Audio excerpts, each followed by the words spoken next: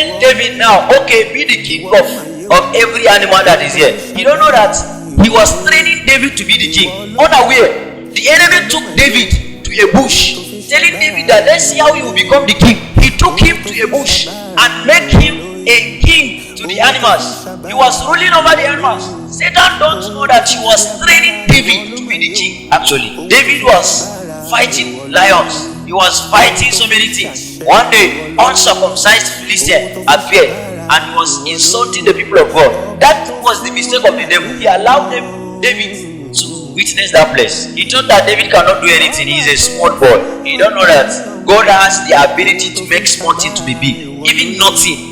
In that nothing you think you don't have, God has the ability to make nothing to be something. And that is why when you think you are from a poor background, who told you that your background is poor?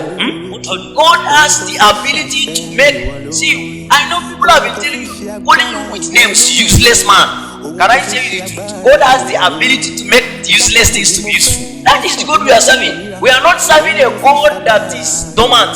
We are not serving a God that does not know what He is doing. No matter what you're passing through, God has the ability to transform your life in a twinkling of an eye. Some people think, maybe so many people have told you, okay, that is your end. Let's just push you to the Navy. I know from there, that will be your end. They don't know that God is every place you find yourself is a place that God wants to train you. You just need to understand it. Some people say that's your end. God is training you there. Don't you forget the case study of Esther. Esther was an orphan. Esther was an orphan. She was trained by her own. God preserved her. God preserved her life. Yes, now her father died, her mother died, but God preserved her life. You don't know that she is the next queen. She was the next queen. Are we together? The Lord preserved her life. I'm rushing. Another person is Daniel. The Lord preserved the life of Daniel. Daniel was thrown into the lion's den, but the Lord preserved the life of Daniel. Just imagine human being. A human being was thrown into the lion's den.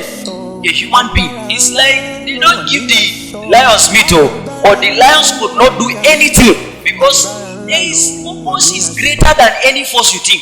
If you have a purpose, you can go where people are not going and you come back safe. If you have purpose, if you're living for purpose, you're living for a reason. See, whenever God sends you to do something, God must make provision for you. Whenever God sends you, He will make everything available for you. And long life is not an exemption.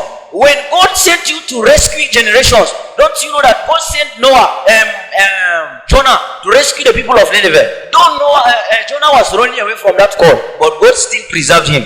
A fish swallowed him, but God preserved his life because there is the assignment that God wants Noah to fulfill. There is assignment that God wants Noah to do. That's why the life of Noah was preserved.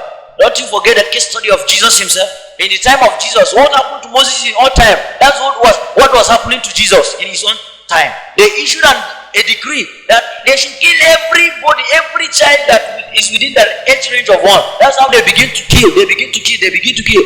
But Jesus was preserved. The life of Jesus was preserved.